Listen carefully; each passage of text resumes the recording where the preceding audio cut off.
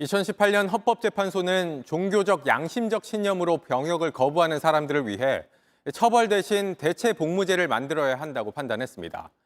이에 따라 교도소에 갇히는 대신 교도소에서 대체 복무를 하도록 했는데 오늘 3년 만에 처음 60명이 복무를 마치고 사회로 복귀했습니다. 먼저 조혜연 기자입니다. 아침부터 가족들이 모였습니다. 잠시 뒤 대체 복무를 마친 사람들이 나옵니다. 2020년 10월 전국 14곳 교정시설에서 양심적 병역 거부로 대체 복무를 시작했던 일기 60명이 퇴소했습니다. 후련하네요. 가족들 다시 봐서도 너무 좋고. 3년간 교정시설에서 합숙하며 복무했습니다. 입대했어야 되는 날짜가 2003년 아마 11월 정도였을 거예요. 거의 딱 만 20년을 기다려서 국가와 이제 국민에게 봉사한 기필자가 된 것 같습니다. 오 씨는 종교적 신념 때문에 총을 잡을 수 없다며 병역을 피하다 재판에 넘겨졌습니다. 하지만 헌법재판소는 2018년 대체 복무를 허용하지 않는 건 헌법에 맞지 않는다고 결정했습니다. 같은 해 오 씨는 양심적 병역 거부자들 중 처음으로 대법원에서 무죄를 확정받았습니다. 이제 병역 기피로 오남용되지는 않을까 하는 국민들의 우려가 있다는 건 알고 있거든요. 현재는 1,173명이 교정시설에서 복무하고 있습니다. 대체 복무제가 생기기 전까지는 병역법 위반으로 2만여 명이 교도소에 수감됐었습니다. JTBC 조혜연입니다. 보신 것처럼 대체 복무 장소를 교도소 같은 교정시설로만 한정한 탓에 대체 복무를 하고 싶어도 대기자가 많아서 1년 이상 기다리는 경우가 많다고 합니다.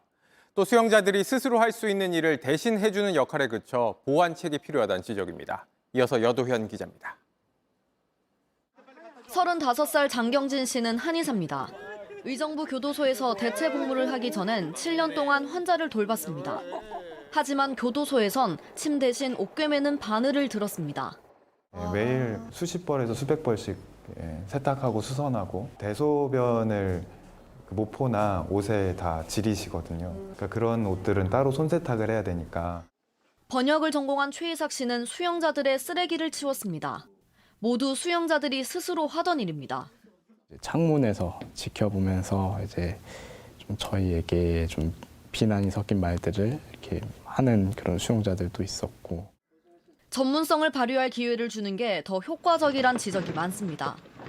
다양한 경력을 갖고 있는 친구들이 많거든요. 원래 수용자들이 할 수 있는 일들인데 하고 있다면 사실은 의미 없는 일일 수 있잖아요. 특히 이런 대체 복무도 교정시설에서만 할 수 있습니다. 그러니 하고 싶어도 1년 넘게 기다려야 합니다. 그 사람들이 나오면은 한번 설문조사도 해가지고요. 선입관을 갖지 않고 정말 제로 베이스 차원에서 한번 검토를 다시 해보겠습니다. 헌법재판소에는 대체 복무 방식과 기간을 두고 100건이 넘는 헌법 소원이 들어와 있습니다. JTBC 여도현입니다. 안녕하세요. 뉴스룸 앵커 최재원입니다. JTBC 뉴스룸을 시청해 주신 여러분 고맙습니다.